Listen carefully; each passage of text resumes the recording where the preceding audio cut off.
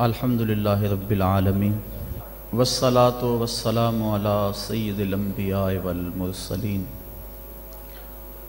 قال اللہ تعالی وتبارک فی القرآن المجید والفرقان الحمید بسم اللہ الرحمن الرحیم ان ھذا القرآن یہدی للتی ہی اقوم صدق اللہ مولانا العظیم وصدق رسولہ النبی الکریم الرؤوف الرحیم اللہم نور قلوبنا بالقرآن وزین اخلاقنا بالقرآن وادخلنا الجنة بالقرآن ونجنا من النار بالقرآن قال اللہ تعالی وتبارک فی شان حبیبہ مخبرا وآمرا ان اللہ وملائکتہ یصلون علی النبی یا ایہا الذین آمنوا صلوا علیہ وسلموا تسلیما الصلاة والسلام علیک یا رسول اللہ وعلی آلک واصحابک یا حبیب الصلاة والسلام علیک یا رسول اللہ وعلی آلک واصحابک یا محبوب رب العالمین۔ تمام حمد و ثنا، تعریف و توصیف اللہ جل مجدہ الکریم کی ذات پاک کے لیے جو خالق کائنات بھی ہے اور مالک ششجہات بھی۔ اللہ جل وعلا کی حمد و ثنا کے بعد حضور نبی اکرم شفیع امم رسول محتشم نبی مکرم اللہ کے پیارے امت کے سہارے رب کے محبوب دانائے غیوب مالک رقاب امم فخر عرب و عجم والی کون و مکان سیاہ لا مکان سید انس و جاں سرور لالا رخاں نیر تاباں سر نشین مہوشاں ماہ خوباں شہنشاہ حسینہ تتمہ دوراں سر خیل زہرہ جمالاں جلوائے صبح ازل نور ذات لم یزل باعث تکوین عالم فخر آدم و بنی آدم نیر بطحا رازدار ما اوہا شاہد ما تغا صاحب علم نشرہ معصوم آمنہ احمد مجتبی حضرت محمد مصطفیٰ صلی اللہ علیہ وسلم کے حضور ناز میں اپنی محبتوں کا نیاز پیش کرنے کے بعد واجب الاحترام برادران اسلام السلام علیکم ورحمۃ اللہ وبرکاتہ۔ قرآن مجید کے حوالے سے آج گفتگو میں نے آپ کے گوش گزار کرنی ہے۔ اللہ تعالیٰ جل شانہ کے محبوب علیہ السلام کے سینے پہ اترنے والی کتاب قرآن مجید وہ بابرکت کتاب ہے جس کا ایک ایک حرف نور اور روشنی سے بھرا ہوا ہے۔ اس کتاب میں ہدایت ہے اور اس کو کتاب ہدایت بھی کہا گیا، رشد و ہدایت کا سر چشمہ ہے۔ اس کتاب سے وابستگی اختیار کرنے والے دنیا کے اوپر سرخرو ہوتے ہیں۔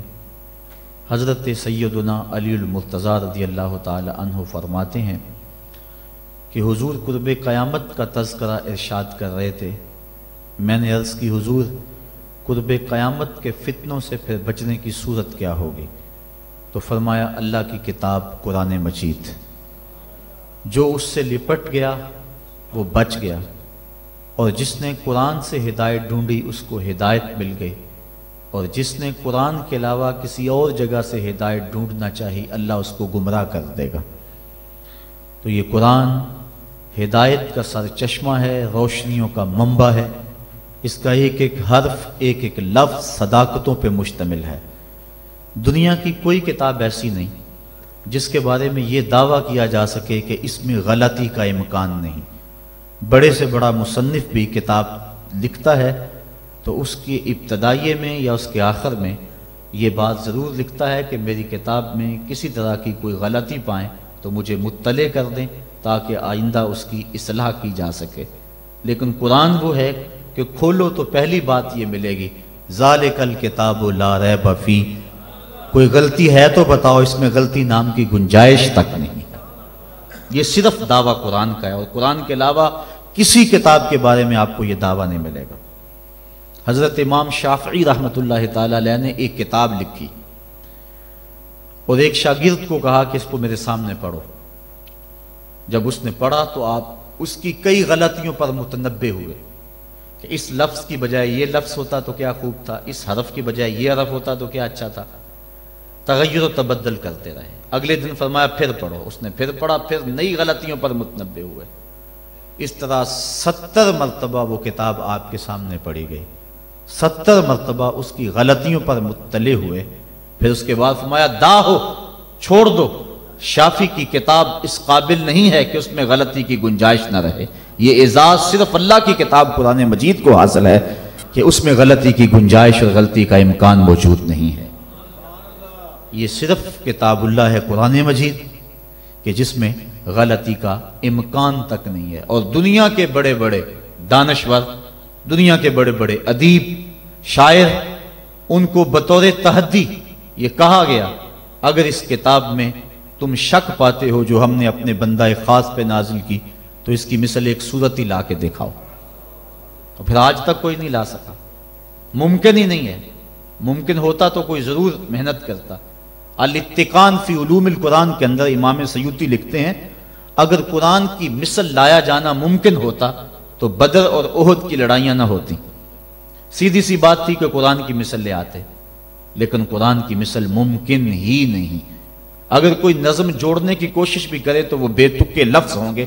قرآن کی معنویت اور قرآن کی عظمت کو کوئی چھو بھی نہیں سکتا۔ جس طرح کہ پچھلے دنوں کے اندر ڈاکٹر شروش نے الفرقان الحق کے نام سے 7 سال کی محنت سے ایک کتاب تیار کر کے دعویٰ کیا ہے کہ میں نے قرآن کے مقابلے میں یہ کتاب لوگوں کو پیش کی ہے۔ یہودی لابی اس کتاب کے فروغ کے لیے کروڑوں ڈالر صرف کر رہی ہے۔ انٹرنیٹ پہ وہ کتاب آپ کو دستیاب ہوگی۔ میں نے بھی اس کی پہلی سورت جس کا نام اسے رکھا ہے سورۃ البسم اللہ، اس کو دیکھا ہے تو مجھے متنبی یاد آ گیا۔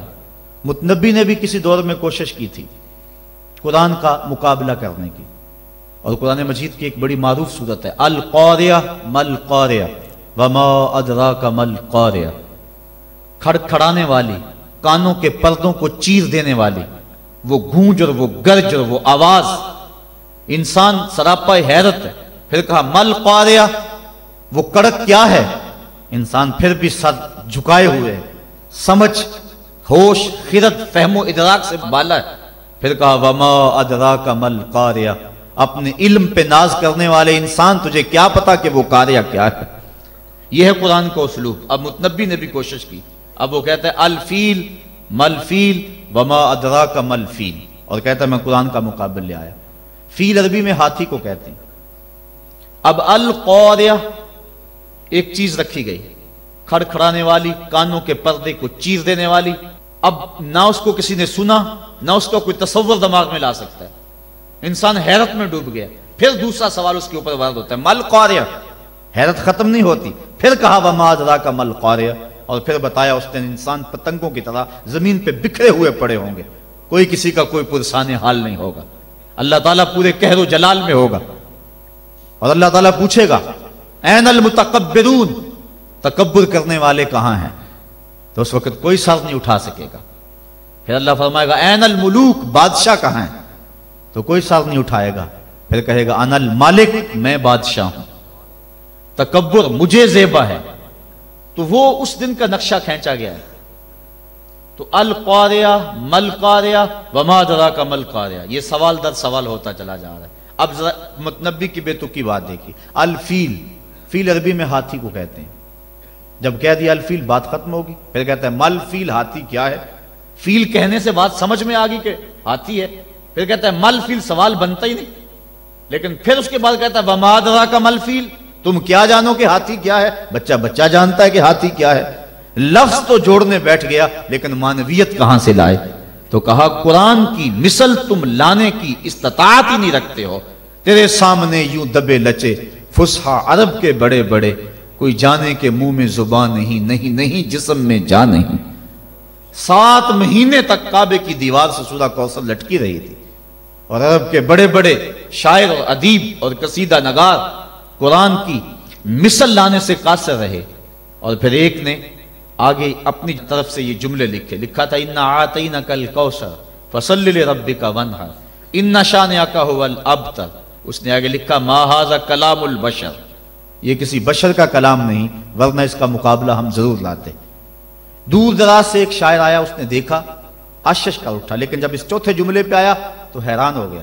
उसने चौथे जुमले पे लकीर खींची और आगे लिखा वलाकिन हाज़ा कलामुल बशर, ये पहले तीन किसी बशर के नहीं, चौथा किसी बशर का ही है। ये कुरान का एजाज है कि कुरान की मिसल का लाया जाना मुमकिन नहीं है। कुरान की अखबार व अखबार गैबिया, कुरान ने जो कहा उसकी सदाकतें हर्फ बहरफ साबित हो रही। बल्कि उस दौर में अल्लाह ताला ने कुरान मजीद में इरशाद फरमाया तहवील किबला के मुतालिक, सयक़ूलु सुफ़हाउ मिनन नास मा वल्लाहुम अन किबलतिहिमुल्लती कानू अलैहा, अनकरीब बेवकूफ कहेंगे कि तुम्हें किबले से किसने फेर दिया। ये कुरान ने खबर दी और ये इतराज यहूदियों ने उठाना था। अब कुरान ने कहा अनकरीब बेवकूफ कहेंगे कि तुम्हें किबले से किसने फेर दिया। पहले बैतुल मुकद्दस की तरफ मुंह करके नमाज पढ़ते थे, अब काबतुल्लाह की तरफ मुंह करके नमाज पढ़ते हो, तो किसने फेरा, क्यों तुम उससे फिर गए, ये इतराज करेंगे। ये अल्लाह ताला ने कुरान मजीद में बयान फरमाया। अब उन्होंने अभी इतराज किया नहीं, अभी इतराज करेंगे, कुरान ने पहले बयान कर दिया। और यहूदी इस्लाम की मुखालफत में एड़ी चोटी का जोर लगाते थे और कोशिश करते थे कोई मौका खाली ना जाए। अब ये उनके लिए मौका था। कुरान ने कहा था अनकरीब कहेंगे बेवकूफ कि तुम्हें किबले से किसने फेरा। तो ये किसने कहना था, यहूदियों ने कहना था। यहूदी कहते ही ना, उनके दिल में इतराज आता भी तो जुबान पे ना लाते और फिर कहते लोग, कुरान ने तो कहा था कि लोग कहेंगे, हम नहीं कह रहे, लिहाजा कुरान की बात गलत हो गई। ऐसा हो सकता था। और फिर ये नहीं कि इसका जवाब ये दे दिया जाता तुम नहीं कहोगे तो कल आने वाली सदियों में लोग कहेंगे। लफ्ज हैं सयक़ूलु सुफ़हा, सीन और सोफा ये मुस्तकबिल करीब के लिए आते हैं। ये नहीं है कि दूर जाके कहेंगे, अनकरीब कहेंगे। सयक़ूलु अनकरीब कहेंगे, तो वो अगर ना कहते रुक जाते और फिर कहते। ये देखो कुरान ने कहा है कि अनकरीब कहेंगे, अब कौन कह रहा है, कहना तो उन्होंने नहीं था, तो अपनी जुबान को रोक लेते, लेकिन रोक नहीं सके। ये कुरान की सदाकत है, जो उन्होंने कहना था कुरान ने पहले ही बयान कर दिया। और एक आज भी बात है, अल्लाह ताला ने यहूदियों के बारे में कुरान में बयान फरमाया कि ये बड़ी बातें करते हैं, लेकिन कुरान कहता है कि ये मौत की आरज़ू नहीं कर सकते। वलन यतमन्नौहु अबदा, आज ही नहीं, कल ही नहीं, कभी भी क़यामत तक ये मौत की आरज़ू नहीं कर सकते। आज इस्लाम को झुठलाने के लिए कितनी कोशिशें हो रही हैं और इस्लाम की तकज़ीब करने के लिए और मुसलमानों को मिटाने के लिए क्या कुछ हो रहा है। कुरान मजीद की आयत उनको भी नजर आती है, तो वो तमन्ना कर लें किसी फोरम पे आके कि कुरान तो कहता है यहूदी मौत की आरज़ू नहीं कर सकते, हमें मौत की तमन्ना है, हम मरना चाहते हैं, हमारे दिल में उमंग है मरने की। वो किसी फोरम पे आके ये बात कहें और कहें कि देखो कुरान ने तो कहा था कि तुम कभी आरज़ू नहीं कर सकते, हम तो आरज़ू कर रहे हैं। लेकिन ना उन्हें कल उस बात की तौफीक हुई थी जो कुरान ने सयक़ूलु सुफ़हा के अंदर कहा, और ना क़यामत के अंदर इस बात की तौफीक हो सकती है। ये कुरान की सदाकत है, कुरान की सदाकतों का मुंह बोलता हुआ सबूत है कि क़यामत तक कुरान की सदाकतों का सूरज चमकता रहेगा और इस सूरज को कोई भी गदला नहीं सकता, धुंधला नहीं सकता, इसकी रोशनी को कोई मात नहीं कर सकता। ये अल्लाह की वो सच्ची किताब है, अल्लाह की वो पाकीज़ा और मुताहर किताब है जो हुज्जत भी है और ज़ाब्ता-ए अखलाक भी है और ज़ाब्ता-ए हयात भी है। दुनिया के ऊपर जितनी भी किताबें नाज़िल हुई हैं वो ज़ाब्ते तो हैं लेकिन हुज्जत नहीं है। लेकिन हमारे नबी, हमारे आका मौला सल्लल्लाहु अलैहि वसल्लम के ऊपर जो किताब नाज़िल हुई है ये हुज्जत भी है, दलील भी है। हुजूर का सबसे बड़ा मोजज़ा जो हुजूर को अता किया गया वो कुरान मजीद है। एक ज़ाब्ता ज़हन में रख लें, फिर बात आगे चले। हर नबी को जो मोजज़ा अता किया जाता रहा है, आदत बारी ताला इस तरह रही है कि उस दौर के मुताबिक अता किया जाता रहा है। मिसाल के तौर पे हजरत दाऊद अलैहिस्सलाम के दौर में लोहे की सनत उरूज पे थी। लोग लोहे का काम करते थे, ज़रहें बनाते थे, लोहे को गर्म करके नरम करके डाल के कोई शक्ल देते। तो उस दौर में अल्लाह के नबी को जो मोजज़ा दिया गया इसी कबील का दिया गया कि वो लोहे को हाथ में लेते, मोम की तरह नरम हो जाता। लोगों को तो गर्म करके नरम करना पड़ता, अल्लाह का नबी यूं ही उसको नरम फरमा लेता। तो ये चीज बतौर मोजज़ा अता कर दी गई। हजरत यूसुफ अलैहिस्सलाम के दौर में हुस्न का चराग गली गली जल रहा था, अल्लाह ने अपने नबी को मोजज़ा हुस्न अता फरमाया। हजरत मूसा अलैहिस्सलाम का दौर देखिए, जादूगरी का फन उरूज पे था, नुक्ता कमाल पे था, घर घर जादूगर पाए जाते थे। اللہ کے نبی کو جو معجزہ دیا گیا وہ کرشماتی عصا تھا، جو کبھی چھوٹا ہو جاتا ہے، کبھی بڑا ہو جاتا ہے، کبھی پتے جھاڑتے ہیں، کبھی بکریاں ہانکتے ہیں، کبھی ضرورت ہوتی ہے تو اس پہ ٹیک لگا کے کھڑے ہو جاتے ہیں، اور جب احتیاج ہوتی ہے تو وہی سانپ بن جاتا ہے، اژدہا بن جاتا ہے، اور منوں ٹنوں کے حساب سے پھینکی ہوئی رسیوں کو نگل لیتا ہے۔ جب سمٹتا ہے تو عصا کا عصا نہ قد بڑھتا ہے، نہ وزن بڑھتا ہے، نہ حجم بڑھتا ہے۔ تو چونکہ جادوگری کا دور تھا، جو معجزہ دیا گیا وہ جادوگروں کے فخر کو توڑتا دکھائی دے رہا ہے۔ حضرت صالح علیہ السلام کے دور میں لوگ پتھر سے چیزیں بنانے کے عادی تھے، لیکن اللہ نے جو نبی کو معجزہ دیا وہ پتھر سے زندہ اونٹنی نکال کے دکھا دی۔ حضرت عیسیٰ علیہ السلام کا دور دیکھ لیجئے، یہ طب کے عروج کا دور ہے۔ طب یونانی نے درجہ کمال حاصل کر لیا، ہر مرض کی تدبیر، تشخیص، علاج، معالجہ دریافت کر لیا گیا تھا، لیکن 3 امراض کا ان کے پاس علاج نہیں تھا۔ مادرزاد اندھے کی آنکھوں میں روشنی نہیں بھر سکتے تھے، کوڑی کے جسم کو شفا نہیں دے سکتے تھے، تیسرا ان کے پاس موت کا علاج نہیں تھا۔ اللہ نے اپنے نبی حضرت عیسیٰ علیہ السلام کے ہاتھوں میں یہ تینوں علاج رکھ دیے۔ وہ مادرزاد اندھے کی آنکھوں پہ ہاتھ رکھتے ہیں، اس میں روشنی آ جاتی ہے، کوڑی کے جسم کو ہاتھ پھیرتے ہیں، اس کو شفا مل جاتی ہے، اور مردے کو ٹھوکر مارتے ہیں، وہ اٹھ کے باتیں کرنے لگ جاتا ہے۔ ہر نبی کو جو معجزہ دیا گیا اس دور کے مطابق دیا گیا، اور جب میرے اور آپ کے آقا و مولا آئے، یہ زبان و بیان کا دور تھا، گھر گھر شاعر اور ادیب تھے، لوگوں کو اپنی زبان پہ، بیان پہ ناز تھا۔ جو سب سے بڑا معجزہ جو حضور کو دیا گیا وہ معجزہ قرآن دیا گیا، اور پھر اس کی حفاظت اللہ نے اپنے ذمہ کرم پہ لی۔ باقی کتابیں بھی تو اللہ کی تھی، لیکن ان کی حفاظت اللہ نے اپنے ذمہ کرم پہ نہیں لی، اس لیے کہ ان کتابوں کے بعد نئی کتاب نے آنا تھا۔ اگر ان میں تحریف رات آ جاتی ہے، ان میں کمی بیشی ہو جاتی ہے، تو نئی کتاب آ کے اس خلا کو پورا کر دے گی۔ اس لیے حضور علیہ السلام کے سینے پہ اترنے والی کتاب قرآن مجید کی حفاظت اس نے اپنے ذمہ کرم پہ لی، کہ اس کے بعد کوئی کتاب نہیں آئے گی، لہٰذا اس کے احکام غیر متبدل ہوں گے۔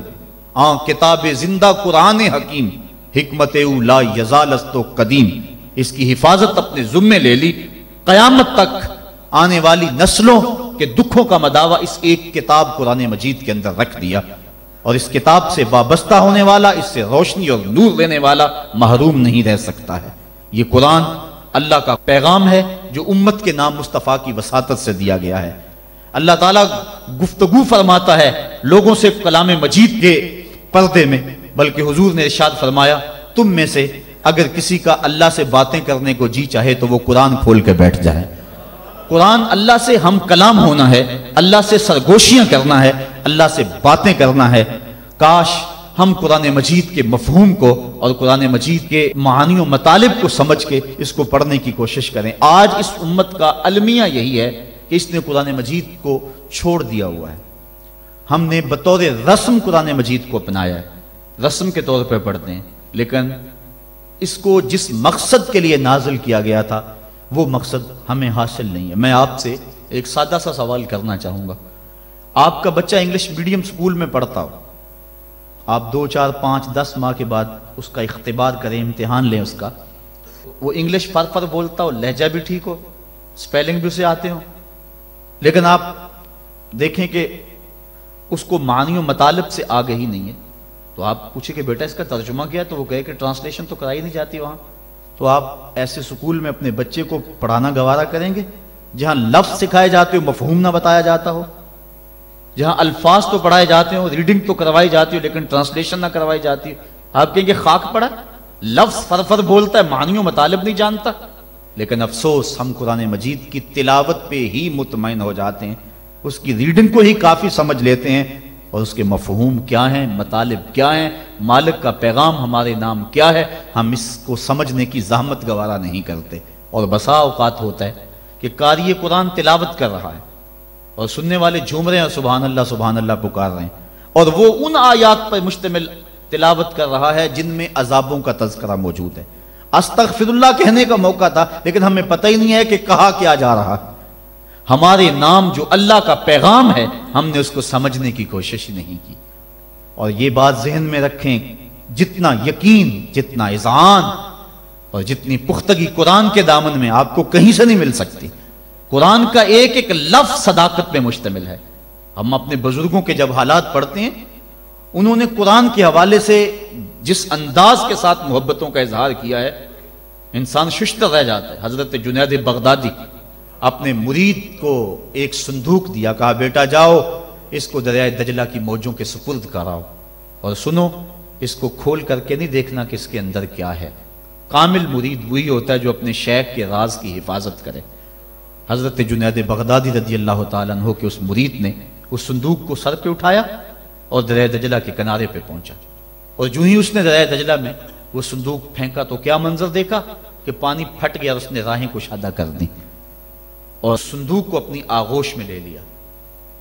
بڑا حیران ہوا، واپس پلٹا اور اپنے شیخ کی خدمت میں حاضر ہو کے عرض کی حضور اگر یہ منظر میری آنکھیں نہ دیکھتی تو میں کبھی سوال نہ کرتا، مجھے بتایا جائے اس صندوق میں کیا تھا جس کے لیے پانی نے بھی راہیں چھوڑ دی، اور اگر وہ چیز اتنی ہی مقدس اور بابرکت تھی تو پھر آپ نے اس کو پھینکوا کیوں دیا ہے؟ یہ مہمہ بن گیا میرے لیے، جب تک آپ بتائیں گے نہیں مجھے قرار نہیں آئے گا۔ فرمایا بیٹا ہاں تم نے اپنی آنکھوں سے منظر ہی ایسا دیکھا ہے، جب تک میں اس سے پردہ نہ اٹھاؤں تمہارا اضطراب دور نہیں ہوگا۔ کہا سنو، میں نے 12 سال کی محنت شاقہ سے تصوف کے رموز و غوامض اور اسرار پر ایک کتاب لکھی تھی، اور پھر 12 سال میں اس کی نوک پلک سنوارتا رہا کہ اس کا کوئی جملہ شریعت کے مزاج سے ہٹ کر نہ لکھا گیا ہو، اور پھر 12 سال میں سوچتا رہا اس کتاب کو لوگوں تک پہنچاؤں کہ نہ پہنچاؤں۔ آج 36 سال بیت گئے ہیں، میں نے سوچا ہے قرآن کے ہوتے ہوئے لوگوں کو جنید کی کسی کتاب کی ضرورت نہیں ہے۔ یہ وہ کتاب تھی جو میری 36 سال کی کمائی تھی، میں نے دریا برد کر دی ہے کہ قرآن کے ہوتے ہوئے لوگوں کو جنید کی کسی کتاب کی ضرورت نہیں ہے۔ اتنی کافی ہے، اتنی وافی ہے، شفا دیتی ہے، روشنی بانٹتی ہے، نور دیتی ہے، ایک ایک حرف صداقتوں پہ مشتمل ہے۔ اس کے ہوتے ہوئے اللہ اکبر، قرآن بھی کہہ رہا ہے فَبِأَيِّ حَدِيثٍ بَعْدَهُ يُؤْمِنُونَ، قرآن کے بعد اب کس کا انتظار کر رہے ہو؟ اور آقا کریم صلی اللہ علیہ وآلہ وسلم نے بھی ارشاد فرمایا انی تارکن فیکم الثقلین کتاب اللہ حبل ممدود من السماء الی الارض وسنت نبیہ، میں تمہارے اندر 2 چیزیں چھوڑے جا رہا ہوں، مضبوطی سے تھام لو، کبھی گمراہ نہیں ہوگے، ایک اللہ کی کتاب اور ایک نبی کی سنت۔ کتاب دین کی تھیوری ہے اور سنت اسلام کا پریکٹیکل ہے۔ اگر کسی نے تھیوری دیکھنی ہے تو قرآن کو دیکھ لے، اگر پریکٹیکل دیکھنا ہے تو نبی کی زندگی کو دیکھ لے۔ حضرت ام المومنین حضرت عائشہ صدیقہ رضی اللہ تعالی عنہا فرماتی ہیں کان خلقہ القرآن، قرآن حضور کے اخلاق کا ہی نام تھا۔ حضور کے خلق کو دیکھنا ہو تو قرآن کو دیکھ لو، قرآن کا عملی ثبوت دیکھنا ہو تو مصطفیٰ جان رحمت کو دیکھ لو۔ تو قرآن ہماری ضروریات کی کفالت کرتا ہے، کاش کہ ہم اس کو اس نظر سے دیکھیں جس نظر سے دیکھنے کا تقاضا اس قرآن کا ہے۔ ہم نے اس کو طاقوں میں سجا لیا، اس کے اوپر ریشمی غلاف چڑھا لیے، اس کو خوشبو لگا لی، اس کے اندر مور کے پر رکھ لیے، اور اس کو ہم نے اونچی جگہ پر رکھا، ہم نے اس کے نام کی قسمیں بھی کھائیں، لیکن قرآن مجید کے نزول کا جو بنیادی مقصد ہے وہ ہم حاصل نہ کر پائے۔ اس بات کا انکار نہیں ہے کہ قرآن مجید کی تلاوت کر کے مرنے والوں کی روح کو اصال ثواب کیا جائے تو ان کی قبر میں نور اترتا ہے، اس کے شواہد موجود ہیں، اس بات کا بھی انکار نہیں۔ قرآن مجید کے الفاظ دم کر کے کسی کو پانی پلائیں تو اس کی بیماریاں صاف ہوتی، اس کا بھی انکار نہیں کیا جا سکتا کہ قرآن مجید کہ نور کے مقابلے میں کوئی ناری مخلوق، کوئی جن بھوت، کوئی ایسی چیز نہیں ٹھہر سکتی۔ اس بات کا انکار بھی نہیں کہ اپنے گھر میں، اپنی دکان پہ، اپنے مکان پہ، اپنی فیکٹری میں قرآن مجید کی تلاوت کرو، وہاں برکت ہوگی، رزق میں فراوانی ہوگی، فرشتوں کی قطاریں لگ جائیں گی، رحمت کا نزول ہوگا، اس کا بھی انکار نہیں ہے۔ لیکن بات یہ ہے قرآن مجید کے نزول کا یہ بنیادی مقصد نہیں ہے۔ قرآن مجید نازل اس لیے نہیں ہوا۔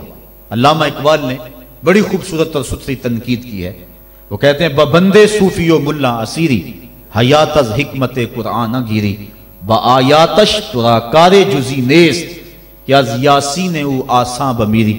وہ کہتے ہیں تو صوفی اور خشک ملا کے ایسے پھندے میں پھنسا کہ تو نے قرآن سے زندگی تلاش نہیں کی، تجھے قرآن کی آیتوں سے صرف اتنا ہی کام ہے جب مرتے ہوئے تیرے بوڑھے کی روح اٹک جائے تو تو سورہ یاسین پڑھ کے اس کی روح کو آسانی سے نکالنے کے لیے قرآن کو ہاتھ میں لیتا ہے۔ اقبال کہتا ہے اس بات کا انکار نہیں کہ سورہ یاسین سے روح آسانی سے نکلتی ہے، لیکن نقطہ نظر یہ ہے اقبال کا کہ تو نے قرآن سے ڈھونڈا تو موت کو ہی ڈھونڈا، قرآن سے بھی تلاش کیا تو مرنے کو ہی تلاش کیا۔ جس قرآن سے تو نے مرنے کو تلاش کر لیا، کاش اس قرآن سے تو جینا بھی سیکھ لیا ہوتا۔ جس قرآن سے تو نے مرنے کی سہولت ڈھونڈ لی، اس سے جینے کا سلیقہ بھی سیکھ لیا ہوتا، اس سے جینے کی سہولت بھی سیکھ لی ہوتی۔ ہم نے قرآن سے بھی جو ہے وہ موت کو ہی تلاش کرنا چاہا۔ آؤ قرآن کے دامن میں جو روشنیاں ہیں، قرآن کے دامن میں جو زندگیاں ہیں، قرآن کے حرف حرف کے اندر جو حیات کے اصول رکھے گئے ہیں، جینے کے جو ڈھب اور طریقے سکھائے گئے ہیں، ان سے ہم روشنی اور نور حاصل کر کے اپنی زندگی کو سنوار لیں۔ قرب قیامت کے فتنوں کا تذکرہ کرتے حضور نے ارشاد فرمایا، لا یبقى من القرآن الا رسمہ ولا یبقى من الاسلام الا اسمہ مساجدہم عامرۃ وہی خراب من الہدی۔ ایک وقت آئے گا کہ اسلام صرف نام کا رہ جائے گا، قرآن صرف رسم کے طور پہ پڑھا جائے گا، اور مسجدیں زیب و زینت کے لحاظ سے تو آباد ہوں گی لیکن ہدایت کے نور سے خالی ہوں گی۔ کیا آج وہ وقت آ نہیں گیا کہ ہم قرآن کو صرف رسم کے طور پہ پڑھ رہے ہیں؟ قرآن مجید کے مفاہیم و مطالب سے ہمیں آگہی ہی نہیں ہے، اس پر عمل کرنے کی ہماری کوششیں ہی نہیں ہیں۔ ہم اپنی زندگی، اپنے معاشرتی نظام کو قرآن کے مطابق ڈھالنے کی کوشش میں لگتے ہی نہیں ہیں۔ کاش کہ یہ معاشرہ قرآنی معاشرہ ہو جائے، پھر زندگی کے سارے دکھ ختم ہو جائے اور زندگی میں بہاریں آ جائیں۔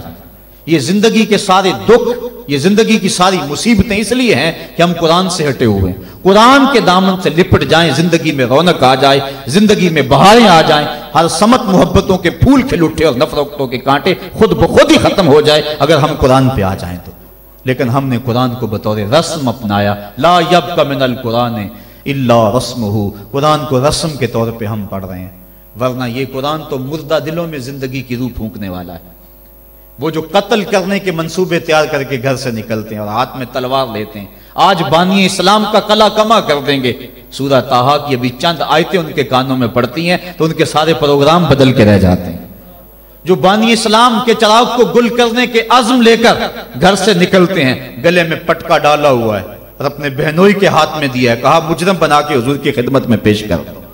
یہ قرآن کی تاثیر تھی، اور پھر قرآن ان کے اوپر ایسا اترا کہ پھر ان کی زبان سے قرآن کا جو نغمہ پھوٹا، لوگوں کی تقریر پلٹتا چلا گیا۔ حضرت عمر فاروق کا دور ہمایوں ہے، مسجد نبوی میں عورتیں بھی نماز پڑھتی ہیں، مرد بھی نماز پڑھتے ہیں۔ مرور زمانہ اور فتنے کے اندیشے سے حضرت عمر فاروق کے دور میں عورتوں کو مسجد میں باجماعت نماز پڑھنے آنے سے منع کیا گیا تھا، ورنہ پہلے مردوں کی صفیں، پھر بچوں کی، پھر خنسا، اور پھر اس کے بعد عورتوں کی صفیں ہوا کرتی تھی۔ حضرت عمر فاروق کے دور میں جو ہے وہ کچھ دور گزرنے کے بعد اس کی ممانعت ہوئی۔ آپ کا دور ہمایوں میں مسجد میں عورتیں بھی نمازیں پڑھنے آتی ہیں اور مرد بھی۔ ایک عورت، اللہ نے اس کو شکل و صورت سے نواز رکھا ہے، وہ نماز پڑھنے آتی ہے، ایک نوجوان رستہ روک کے کھڑا ہو جاتا ہے، 2 4 5 مرتبہ اس نے اس کی مزاحمت کے انداز کو دیکھا۔ ایک دن رک کر پوچھا تجھے کیا مسئلہ ہے؟ اس نے اپنے قلب کی خواہش کا اظہار کیا کہ میں تیرا متوالا ہوں، چاہنے والا ہوں، تیری ایک ایک ادا پہ 100 جان سے قربان ہونے کے لیے تیار کھڑا ہوں۔ اس نے کہا میری ایک شرط پوری کر دے، میں تیری ہر خواہش، تیری ہر بات مانوں گی۔ اس نے کہا جلدی کہو، میں تمہارے لیے آسمان سے تارے بھی توڑ لاؤں گا۔ اس نے کہا میری کوئی لمبی خواہش نہیں ہے، ایک ہی میری آرزو ہے، 40 دن تک عمر فاروق رضی اللہ تعالیٰ عنہ کے پیچھے نمازیں پڑھ لو، اس کے بعد جو کہو گے میں ماننے کے لیے تیار ہوں۔ اس نے کہا یہ کون سی مشکل شرط رکھ دی، یہ تو بڑا آسان ہے، اگر اس سے تو مل جاتی ہے تو میرے لیے 40 دنوں کی نمازیں کہہ رہی ہے، میں تو 40 سال بھی گزارنے کو تیار تھا۔ خیر 40 دن مسلسل نمازیں چلتی رہیں۔ جب 40ویں دن کی آخری نماز پڑھ کے وہ نوجوان واپس جا رہا ہے، اسی جگہ پہ عورت حسب وعدہ کھڑی ہے، یہ نظر جھکا کے گزرنے لگا۔ اس نے کہا میں وعدے کے مطابق کھڑی ہوں۔ کہا اب تیری ضرورت نہیں رہی، عمر نے دل کا تعلق رب سے جوڑ دیا۔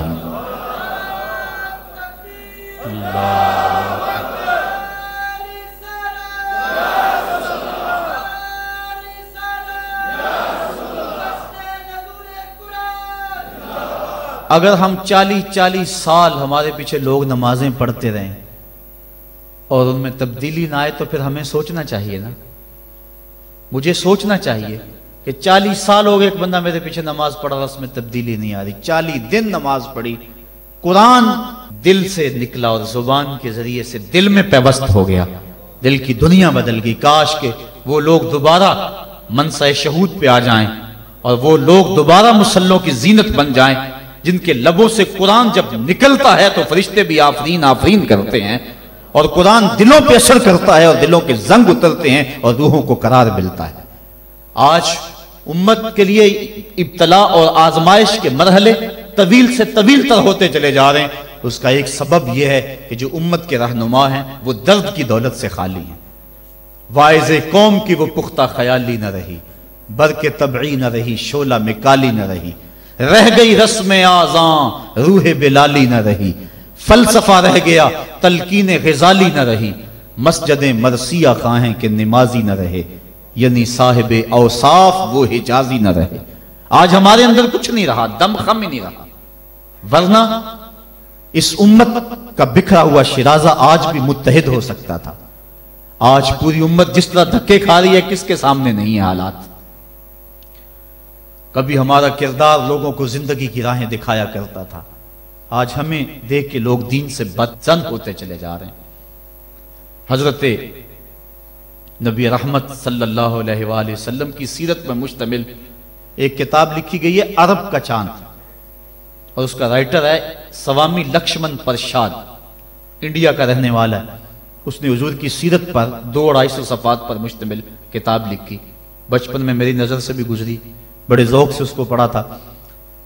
سوامی لکشمن پرشاد سے انٹرویو کیا گیا کہ تو نے حضور کی سیرت پہ کتاب لکھی ہے، اتنا بڑا کام کیا، تو کلمہ پڑھ کے حضور کا غلام کیوں نہیں بن جاتا؟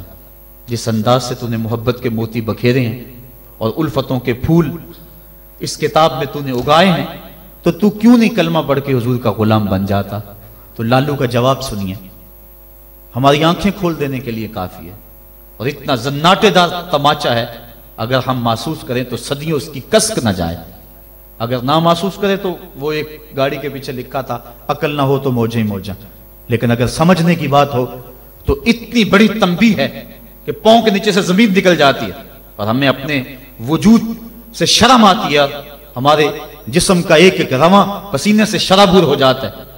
سوامی لکشمن پرشاد نے جواب دیا، کہا جب میں حضور کی سیرت لکھنے بیٹھا، بڑی بڑی امہات کتب سیر کو پڑھا، اور اس کے نتیجے میں نے یہ کتاب تیار کی ہے. حضور کی سیرت کے روشن گوشے اور حضور کی زندگی کے درخشاں باب جب میں نے دیکھے تو یہ جذبہ میرے دل میں انگڑائیاں لینے لگا کہ میں دیر کیوں کرتا ہوں، حضور کا غلام کیوں نہیں بن جاتا. لیکن جب میں مسلمانوں کے کردار کو دیکھتا ہوں تو میں کہتا ہوں میں ہندو ہی ٹھیک ہوں. ہمارا کردار لوگوں کے ایمان کے راستے میں رکاوٹ بنا ہوا ہے. جب امریکہ کے خلاف نعرے لگ رہے تھے، ان نعرے لگانے والوں میں میں بھی شامل تھا، لیکن ایک بات میں نے کہی تھی، میں نے کہا آج ہم دنیا کی اس طاقت کے ساتھ ٹکر لینے کی بات تو کرتے ہیں، لیکن ہم نے کبھی اپنے کردار کو جھانک کر کے بھی دیکھا؟ جس بستی، جس شہر اور جس ملک کی حالت یہ ہے کہ واٹر کولر کے اوپر لگے ہوئے جو گلاس ہیں وہ بھی زنجیروں سے باندھے ہوئے ہوں، وہ قوم امریکہ جیسی قوم سے ٹکر نہیں کر سکتی ہے. مسجدوں کی لیٹرینوں کے گندے لوٹے بھی سنگلیوں سے باندھنے پڑے. جس قوم کا یہ کردار ہے، کیا وہ قوم پنپ سکتی ہے، جہان میں نشو و نما پا سکتی ہے؟ ہم تو اس قدر گراوٹ کا شکار ہیں، ہم اس قدر گرے ہوئے ہیں کہ ہماری لیٹرینوں کے گندے لوٹے وہ بھی باندھ کے رکھنے پڑتے ہیں، ورنہ ہم اتنے چور ہیں کہ وہ بھی اٹھا کے لے جائیں.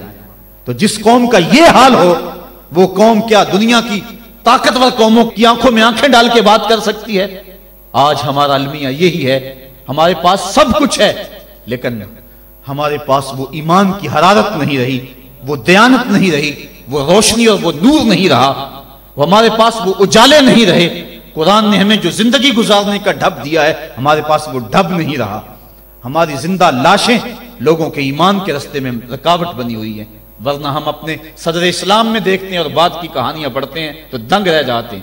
امام محمد کا جنازہ اٹھتا ہے تو ایک یہودی آگے بڑھ کے جنازے کی چارپائی کو کندھا دینے کی خواہش کرتے ہوئے آگے بڑھتا ہے، اور جو ہی کندھا امام محمد کے جنازے کی چارپائی پہ چھوتا ہے تو اس کے لبوں پہ کلمہ جاری ہو جاتا ہے.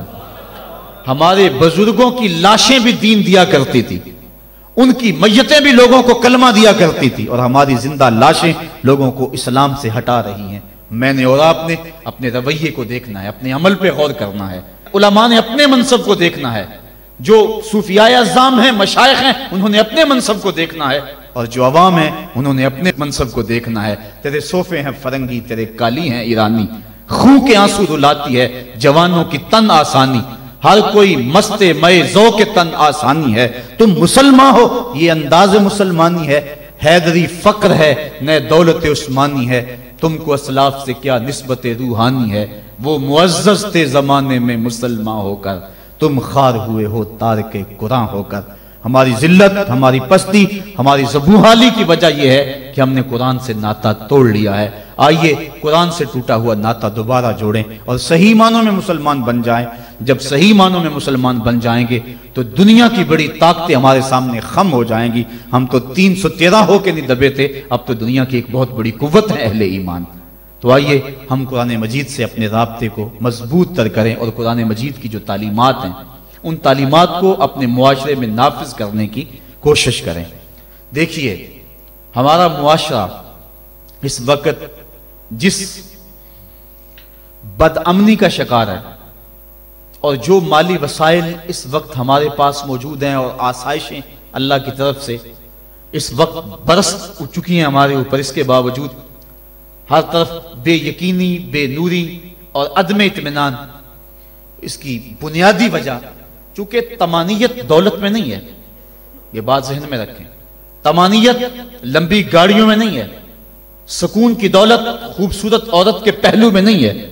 طمانیت تمہیں ملے گی تو اللہ کی یاد میں ملے گی، طمانیت ملے گی تو ذکر الہی میں ملے گی، طمانیت تمہیں ملے گی، سکون کی دولت ملے گی تو قرآن کے دامن سے ملے گی۔ آج اتنا کچھ ہونے کے باوجود بھی رسوائیاں ہمارا مقدر ہیں، ذلت ہمارا مقدر ہیں، اور آج ہمارا وجود امت مسلمہ کے لیے ایک داغ کی حیثیت رکھتا ہے۔ یہ ایک ایسا دکھڑا ہے کہ میں کس انداز سے اس بات کو آپ کے سامنے رکھوں، یہ اندر کی کیفیت ہے۔ اللہ تعالیٰ اس امت کو کھویا ہوا وقار عطا کر دے، اور ہم اس جگہ پہ آ جائیں جس جگہ سے ہٹ کے ہم چلے گئے ہیں۔ قرآن فہمی کا نور اگر ہمارے دل میں اترنے لگ جائے تو ہماری زندگی خود بخود سہل ہو جاتی ہے۔ میں کل دیکھ رہا تھا قرآن مجید نے زندگی گزارنے کے 2 ضابطے بیان کر دیے، وَتَوَاصَوْا بِالصَّبْرِ وَتَوَاصَوْا بِالْمَرْحَمَةِ، یعنی صبر اور مرحمت، یہ 2 چیزیں ہیں جو معاشرے کو سکون اور طمانیت دیتی ہیں۔ یعنی معاشرے میں 2 طرح کے طبقے ہیں، ایک وہ طبقہ جو پریشانی، دکھ، اذیت، پسماندگی، بیماری، دکھ اور غم میں ہے، اور ایک وہ طبقہ جو خوشحالی، دولت مندی اور صحت، عافیت اور فراوانی میں ہے۔ اب دونوں کی ذمہ داریاں قرآن نے بیان کر دی۔ اگر ہم اس پہ آ جائیں اور قرآن کی اس تعلیم کو سامنے رکھ کے اپنے معاشرے کی راہیں درست کرنا شروع کر دیں تو ہمارا معاشرہ جنت بن جائے۔ جو بیمار ہے، پریشان حال ہے، دکھی ہے، اس کو قرآن تاکید کرتا ہے تو صبر کر، اور جو خوشحال ہیں، دولت مند ہیں، صحت عافیت سے مالا مال ہیں، ان کو قرآن تاکید کرتا ہے تم رحم کھاؤ۔ اور اگر مصیبت زدہ صبر کی کوشش شروع کر دے، اور جس کے پاس دولتوں کی، عافیتوں کی، صحت کی فراوانی ہے، وہ دوسروں کے دکھ بانٹنا شروع کر دے، تو آپ بتائیں کہ معاشرے کے اندر کتنا حسن پیدا ہو جائے۔ لیکن ہم نے کبھی اس نظر سے دیکھا ہی نہیں۔ عید الفطر کے موقع پہ پچھلے سال اس پر مفصل گفتگو کی تھی، جو احباب وہاں موجود تھے انہیں یاد ہوگا کہ ہماری عید کیا ہوتی ہے۔ ایک طرف تو خوشیوں کے گہوارے ہیں اور دوسری طرف غم کے اندھیرے ہوتے ہیں، اور ہم عید منا رہے ہوتے ہیں۔ ہماری عید جو ہے وہ غریبوں کو، پسماندہ لوگوں کو، پریشان، دکھی اور بیماروں کو، ان کو اپنی خوشیوں میں شامل کرنے کا نام حقیقی عید یہ ہے۔ اپنی خوشیوں کو خرید لینا اور اپنی خوشیوں کا متوالا ہو جانا، یہ ایک مومن کا مزاج نہیں ہے۔ وہ دوسروں کو ساتھ لے کے چلتا ہے۔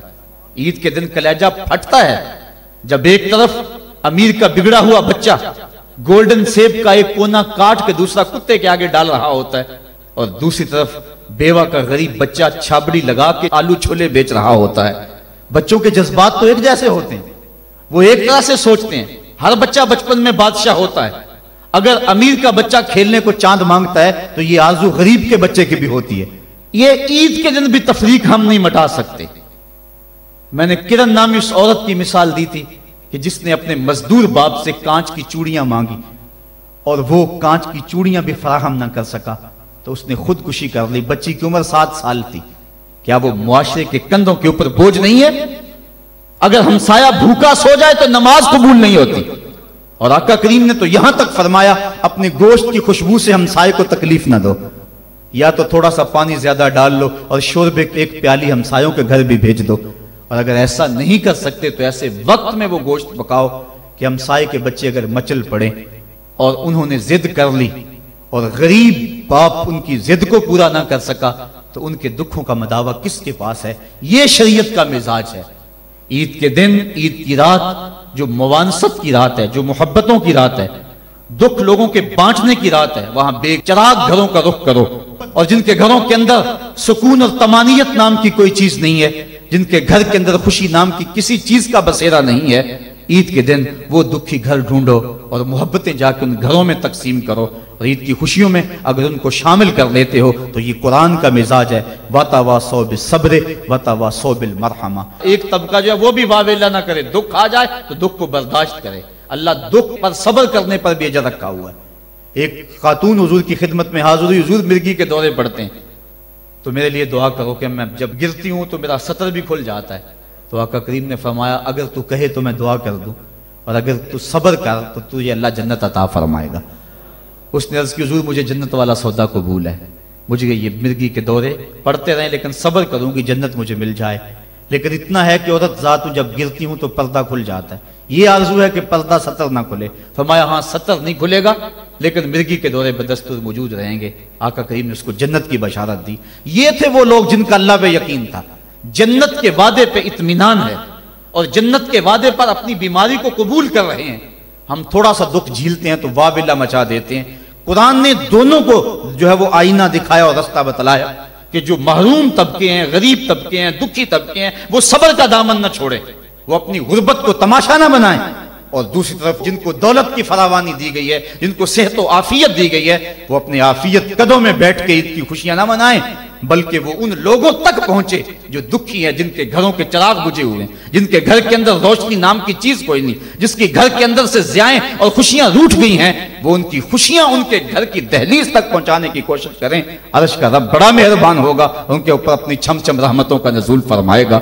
آئیے ہم عید کے روز اس عزم کا اعادہ کر کے دکھی اور مصیبت زدہ اپنے غریب رشتہ داروں کو اور اپنے معاشرے میں، اپنی گلی اور اپنے محلے میں جو دکھی لوگ ہیں ان کی اعانت کے لیے میدان میں نکلیں۔ یقیناً یہ بہت بڑی نیکی ہے۔ میں حضرت سید عائشہ صدیقہ رضی اللہ تعالی عنہا کے حوالے سے وہ روایت عرض کیا کرتا ہوں۔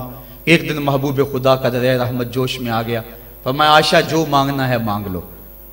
عرض کی حضور اگر اجازت ہو تو میں اپنے باپ سے مشورہ کر لوں۔ کہا جاؤ کر لو۔ سیدنا صدیق اکبر کی خدمت میں حاضر ہوئی اور کہا حضور کا دریا رحمت جوش میں، اور آقا فرمایا عائشہ جو مانگنا ہے مانگ لو، مجھے بتایا جائے میں حضور سے کیا مانگوں، آپ انتخاب فرمائیں۔ حضرت ابو بکر صدیق رضی اللہ تعالیٰ عنہ نے فرمایا کہ حضور سے کہنا کہ معراج کی رات قربت خاص میں اللہ نے آپ سے جو خاص باتیں کی تھی ان میں سے ایک بات بتا دیں۔